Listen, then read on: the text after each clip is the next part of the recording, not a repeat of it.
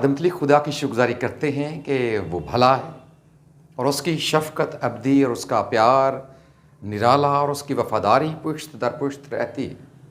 आज एक बार फिर हम खुदावंद की हज़ूरी में हैं ताकि उसके पाक कलाम पर गौर कर सकें। और अज़ीज़ों, आज खुदा के पाक कलाम का जो हिस्सा हमारे सामने होगा उसका ताल्लुक़ सलातीन की दूसरी किताब के साथ है और उसका दूसरा बाब और उसकी 23वीं और 24वीं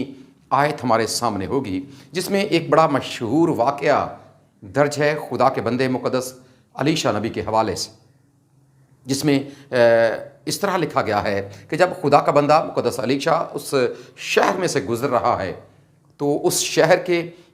लड़कों में से कुछ ने उसका मजाक उड़ाया।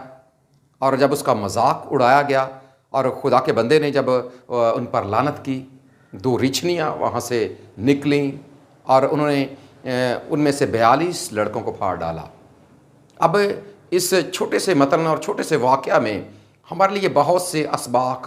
पोशीदा हैं। पहली बात यह है कि हमें यहाँ पर बज़ाहिर खुदा के बंदे का रवैया बड़ा सख्त आता है, नज़र आता है, जिसकी वजह से ये सवाल भी पैदा होता है कि उसने ऐसा क्यों किया। दूसरी बात यह है कि जो लड़के मजाक उड़ा रहे थे, क्या वाकई ये महज एक मजाक था या उसके पीछे भी कोई वजह थी? फिर उनको फ़ौरन सज़ा क्यों दी गई? ये सारी बातें आज हमारे सामने होंगी और हम हालात और वाक़यात को अपने सामने रखते हुए खुदा के पाक कलाम की रोशनी में ये सीखने की कोशिश करेंगे कि ऐसा क्यों हुआ। जब आप इस वाक़े को पढ़ते हैं तो सबसे पहली बात जो आपके सामने आती है, और अगर आप इस बाब को शुरू से लेकर जब आप पढ़ते हैं तो आपके सामने ये बात आती है कि ये बिल्कुल आखिरी मराहल चल रहे हैं जब खुदा का बंदा मुक़द्दस एलिया अपने शागिर्द मुक़द्दस अलीशा के साथ है और वह दोनों इकट्ठे वक्त गुजार रहे हैं। और इकट्ठे वक्त गुजारते हुए हमें इस बात का भी इल्म है कि जब मुक़द्दस अलीशा को इस बात का पता चल जाता है कि अब उसका उस्ताद उससे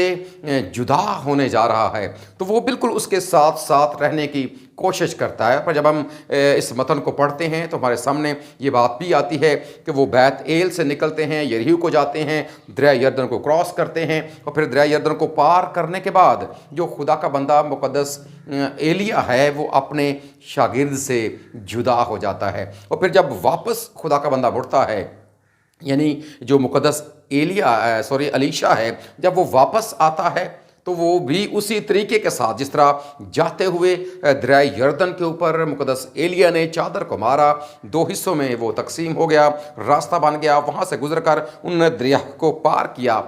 वापसी पर भी मुक़द्दस अलीशा ने ऐसा ही किया और उसी चादर को इस्तेमाल किया, क्योंकि जब उनको एक आतिशी रथ ने आपस में जुदा कर दिया और फिर उनकी जुदाई के बाद फिर खुदा ने मुक़द्दस एलिया को अपने पास बुला लिया, उठाकर वो ले गया तो उसकी चादर गिर गई थी और वही चादर जब मुक़द्दस अलीशा ने उठा ली, वापसी पर उसने उसी चादर का इस्तेमाल किया और उसी चादर को इस्तेमाल करते हुए उसने दोबारा से दरिया को 2 हिस्सों में तकसीम किया और फिर वो वहाँ से गुज़र कर दोबारा से यरीहो और फिर वो बैतेल में आ गया।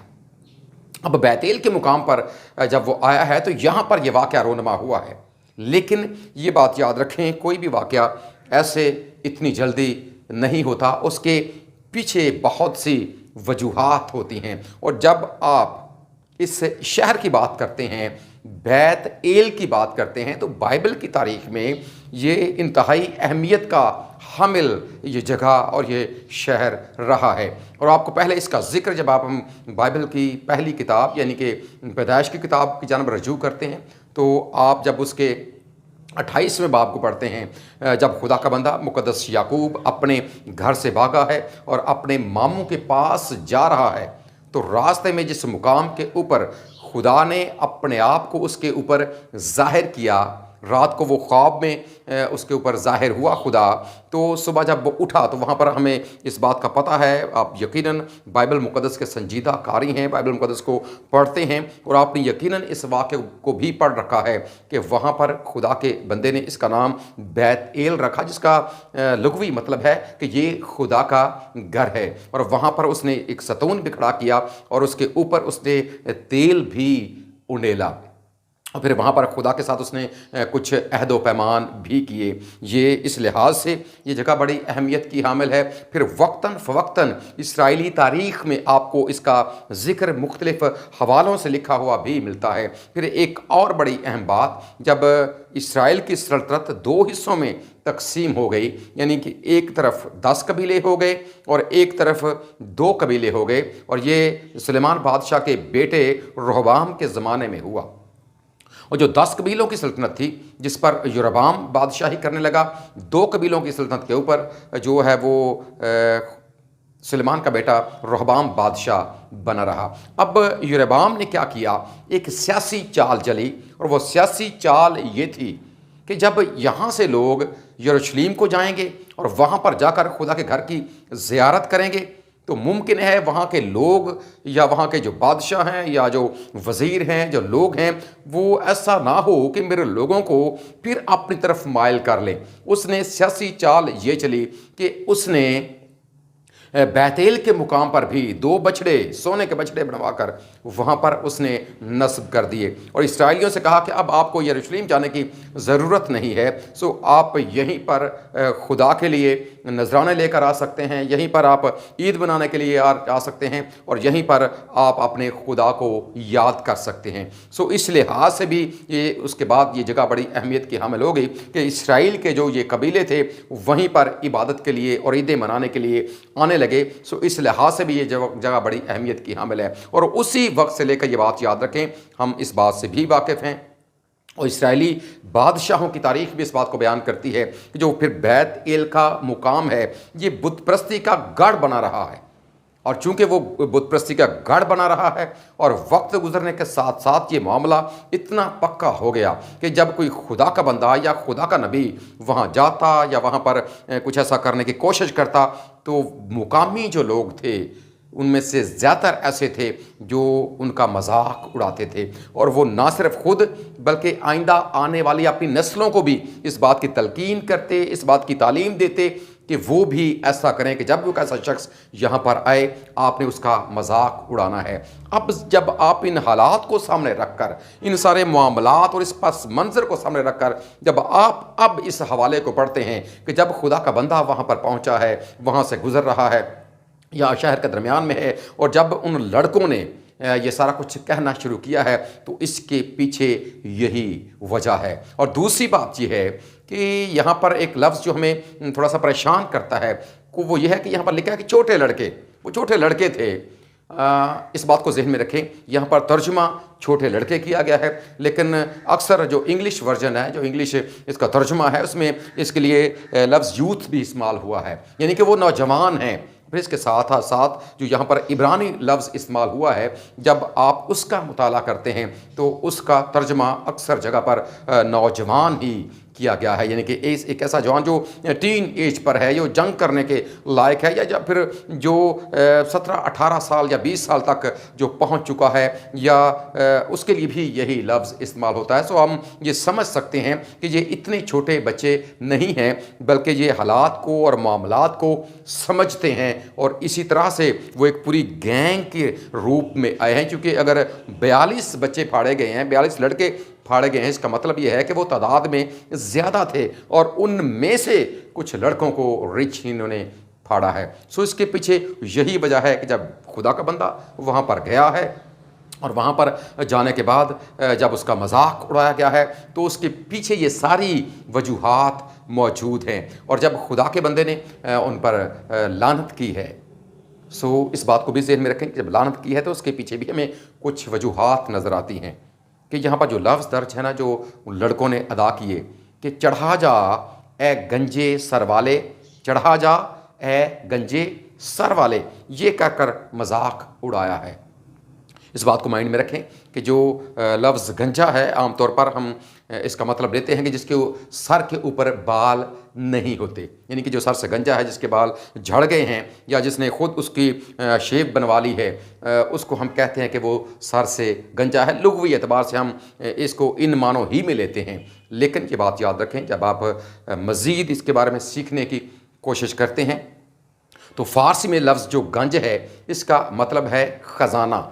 और हमारे मुआशरे में एक लफ्ज़ गंज बख्श बड़ा मशहूर है, और इसका मतलब है कि ख़जाना बख्शने वाला या लख दाता। या फिर एक और लफ्ज़ जब आप गंज ही को पढ़ते हैं और हिंदी ज़ुबान में जब आप इसको समझने की या सीखने की कोशिश करते हैं तो इसका मतलब है एक मर्ज़, एक ऐसा मर्ज़ कि जिसकी वजह से इंसान के जो सर के बाल हैं वो झड़ जाते हैं और वो उसके गंजापन ज़ाहिर होना शुरू हो जाता है और वो गंजेपन का शिकार हो जाता है। ये लुग़वी एतबार से भी है, और एक और तरह से भी कि जब खुदा के बंदे का यहाँ पर मजाक उड़ाया गया, जब यकीनन उसे कहा गया ना कि वो सर से गंजा है, मे भी शायद हो सकता है उसने अपने जो सर के बाल हैं वो मुंडवाए हों, ये भी मुमकिन है कि कुदरती तौर पर उसके बाल झड़ गए हों। लेकिन इस बात को जहन में रखें कि अक्सर औक़ात मजहबी तौर से भी लोग इस बात को लेते हैं और अपना सर मुंडवा लेते हैं। मुमकिन है कि खुदा के बंदे मुक़द्दस अलीशा ने अपने सर को, चूँकि वो अपने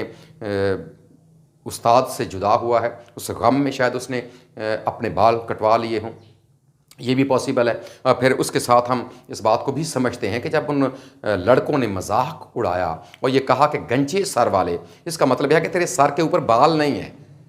और जब जो लफ्ज़ यहाँ पर लिखा गया इसका मतलब तेरे सर के ऊपर वो चीज़ नहीं है। अब आप इसको ज़रा समझने की कोशिश करें। जब आप गंजे सर की बात करते हैं, इंग्लिश में इसके लिए लफ्ज़ इस्तेमाल होता है बॉल्ड हेड, यानी कि जिसके सर के ऊपर बाल नहीं है। और जब आप बॉल्ड की बात करते हैं इसका मतलब है सर नंगा है और सर जो है वो ऊपर से ढका हुआ नहीं है। जब आप हेड की बात करते हैं तो हेड का मतलब यकीनन इसका तर्जमा आमतौर पर हम सर ही करते हैं, लेकिन जब आप इसी इंग्लिश लफ्ज़ को मज़ीद पढ़ते हैं तो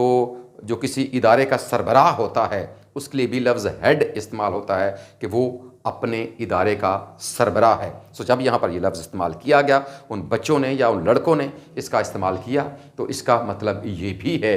कि चूँकि अब उसका उस्ताद उसके सर से जुदा हो चुका है, वो उसके ऊपर मौजूद नहीं है, और वो ये मजाक उड़ा रहे हैं कि जिस तरह तेरा उस्ताद चढ़ा चला गया,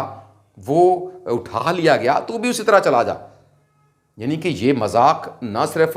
मुक़द्दस अलीशा का उड़ाया जा रहा है, बल्कि इसके साथ अगर देखा जाए तो इसके पीछे वो खुदा का मजाक भी उड़ा रहे हैं। अब जब आप इस बात को ज़हन में रखकर आप उन बच्चों की हरकत को देखते हैं, उन लड़कों की हरकत को देखते हैं, उन नौजवानों की हरकत को देखते हैं, तो आप फिर ये कहने में हक़ बजानब हैं बतौर ईमानदार, बतौर खुदा के लोग, कि जो कुछ मुक़द्दस अलीशा ने किया उसने बिल्कुल दुरुस्त किया।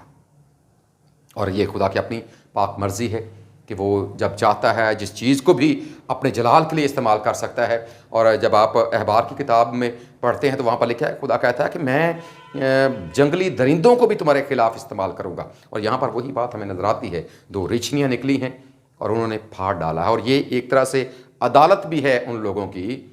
कि जो लोग मजाक उड़ाते हैं, जो लोग खुदा के खादमों का मजाक उड़ाते हैं, खुदा के अंबिया का मजाक उड़ाते हैं, और जो वाकई खुदा के खादम होते हैं, अगर उनका मजाक उड़ाया जाए तो ये खुदा को बिल्कुल बात काबिल कबूल नहीं है। और फिर जब हम बैत एल के हवाले से बात करते हैं तो ये बैत एल के लोगों के लिए भी एक तंबीह थी, उनकी भी एक तरह से उनको ये बताया गया कि अब आप आइंदा से खबरदार रहें, जब आप ऐसा करेंगे तो आपको सज़ा भी मिल सकती है। और ये अहम और बात भी है कि जो बच्चे वहाँ पर या लड़के, उनको ज़ख्मी किया गया है, फाड़ डाला लिखा गया है। और ये इसके हवाले से बाइबल के कुछ लोग, माहिर लोग ये भी कहते हैं कि दरअसल उनको मारा नहीं गया बल्कि ज़ख्मी किया गया है, ताकि दूसरे लोग इससे सबक हासिल करें कि हमने आइंदा ऐसा नहीं करना। ये वाक़या हमें ये सबक देता है कि हमने भी मोहतात रहना है। हम भी जो वाकई खुदा के खादम हैं, उनके हवाले से जब आप कोई भी गुफ्तगू करते हैं, कोई बात करते हैं, तो इंतहाई मोहतात रहें, कहीं ऐसा ना हो कि हम भी सज़ा के लायक बन जाएँ।